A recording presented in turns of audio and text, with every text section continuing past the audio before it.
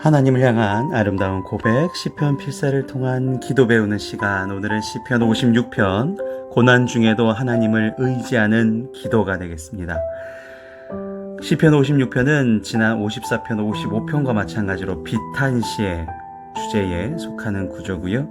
이 시편 56편의 내용은 원수들의 압제, 그러니까 나를 공격하고 나를 둘러싸서 끊임없이 괴롭히는 그런 상황을 호소하며 하나님의 구원의 확신에 대한 부분이 상반절, 사람들의 압제에 대한 그 호소가 5절부터 8절, 그 다음에 하나님의 구원에 대한 확신 고백이 마지막 부분이 되겠습니다.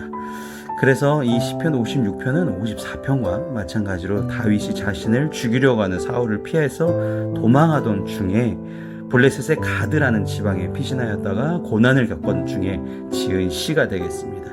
지난 55편은 이제 압살롬 군대의 반역적인 군대에 이제 힘들었던 순간을 얘기했고요. 56편은 다시금 시기가 그 첫 번째 이 다윗이 너무나 큰 고통을 당했던 사울의 전 왕을 피하다가 지은 시가 되겠습니다. 그래서 이 사무엘상 21장에 보시면 배경적인 사건은 나오고요. 이 시편 56편을 통해서 고난 중에도 하나님을 의지하는 기도 배워보시겠습니다.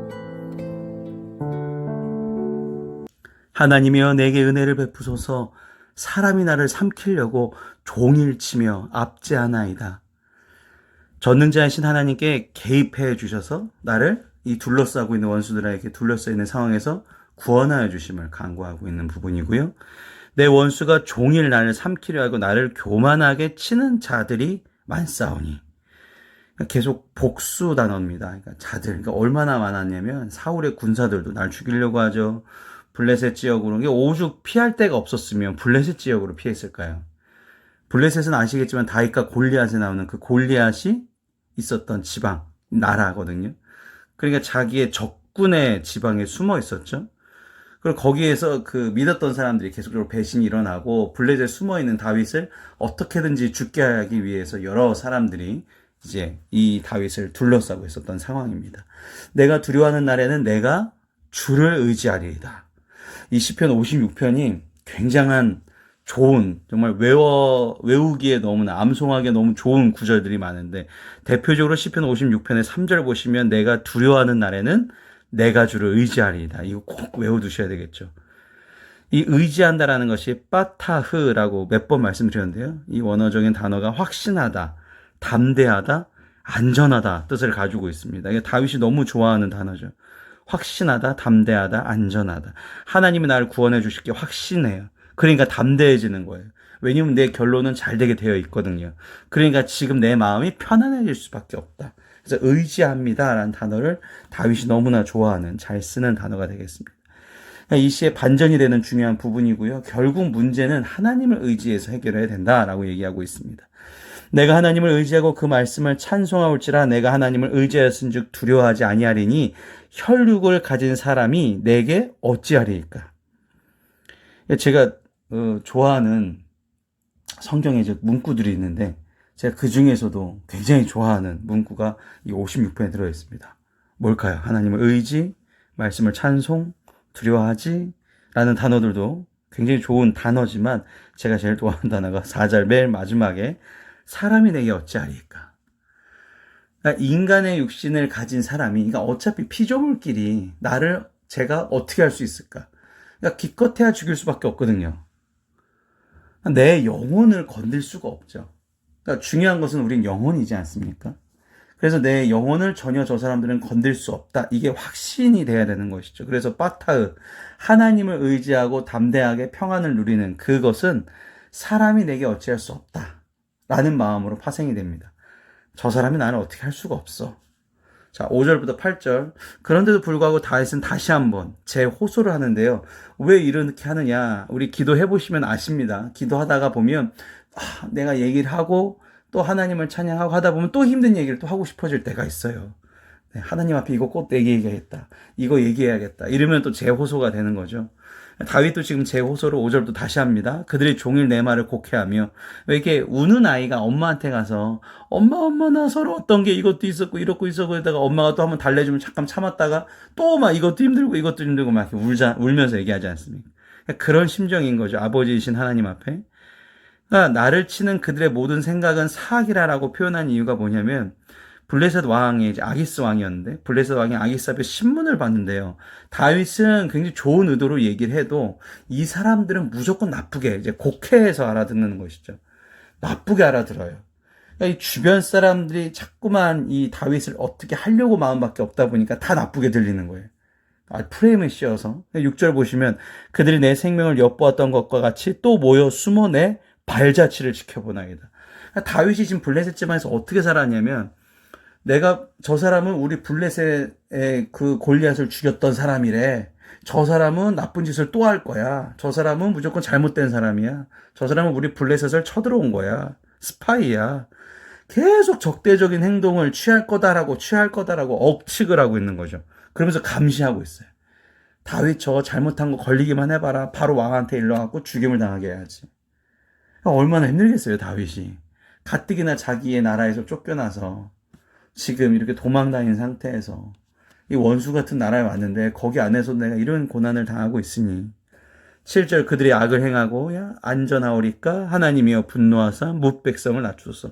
여기서 다윗의 이 그다음 이어지는 기도문이 그 사람들을 저주하는 것이 아니라 하나님의 뜻을 들으려 하지 않고 악을 행하는 사람을 통틀죠. 그래서 뭇 백성이라는 단어가 나옵니다. 그러니까 하나님은 우리의 기도를 들어주시는데 무조건 들어주시는 것이 아니라 하나님의 뜻, 하나님의 공의에 맞춰서 들어주시거든요. 저 사람이 나한테 잘못했어. 그럼 저 사람 죽여주세요. 저 사람 저주합니다. 이거 안 들어주는 거죠. 근데 저 사람이 하나님을 대적합니다. 그럼 하나님의 심판이 임하게 되는 것이죠. 그러니까 우리는 보고해야 될 의무만 있는 것이지 우리가 심판할 권리는 없다. 8절 나의 유리함을 주께서 계수하여 싸우니. 여기서 유리함은 방황하는, 그러니까 뭐 이렇게 망명이라는 뜻도 쓰이고요. 방황이라는 것인데, 내가 이렇게 정말로 괴롭고 힘들고 어찌할 바를 모르고 떠돌아다니는 그 날들을 예수님께서는 지금 세고 계신다는 거죠. 나의 눈물을 주의 병에 담으소서. 이것이 주의 책에 기록되지 아니하였나이까. 그러니까 주께서 나를 다 살피고 계시다라는 뜻으로 쓰긴 했는데, 여기 중간에 나의 눈물을 주의 병에 담으소서가 실제로 로마 시대의 그 역사책을 보면요, 사람이 죽을 때 그 친지 가족들의 눈물을 병에 담아서 같이 그 관에 묻었다 그래요. 실제로 그랬다 그럽니다. 그러니까 다윗이 아마 이스라엘에도 그런 풍습이 있지 않았나 추측이 되는 것이고요. 다윗도 나의 눈물을 주의 병에 담으소서. 그러니까 지금 자기가 죽기 직전이라는 거예요, 정말로. 하나님 다 알고 계셨죠? 이러면서 이제 마지막을 정말로 살피고 있는 그런 상황이 8절이 되겠습니다. 자, 다시금 9절부터는 내용이 바뀌죠. 구원에 대한 확신 고백, 구원을 전제로 감사제를 서원하는 부분인데요. 내가 알아있는 날에 내 원수들이 물러가리니 이것으로 하나님이 내 편이심을 내가 아나이다. 원수들이 물러갑니다. 내가 하나님을 의지하여 그의 말씀을 찬송하며 여호와를 의지하여 그의 말씀을 찬송하리이다. 전능하신 하나님 자신에 대한 보호를 확신하고 있습니다. 내가 하나님을 의지하였은즉 두려워하지 아니하니니 사람이 내게 어찌하리까. 결론은 1절에 있는 것이 이제 점점 확장이 돼서 하나님을 의지하니까 사람은 내게 어찌할 수 없다. 하나님이여 내가 주께 서원함이 있사온즉 내가 감사제를 주께 드리리니. 지금 그럴 상황이 아닌데도 불구하고 서원하는 게 있습니다. 자신의 형편과 환경을 넘어서 하나님께서, 전능하신 하나님께서 놀라운 구원의 역사를 이루실 걸 알기 때문에 감사제를 주님께 드리죠. 주께서 내 생명을 사망에서 건지셨습니다. 주께서 나로 하나님 앞 생명의 빛에 다니게 하시려고 실족하지 아니하게 하지 아니하셨나이까.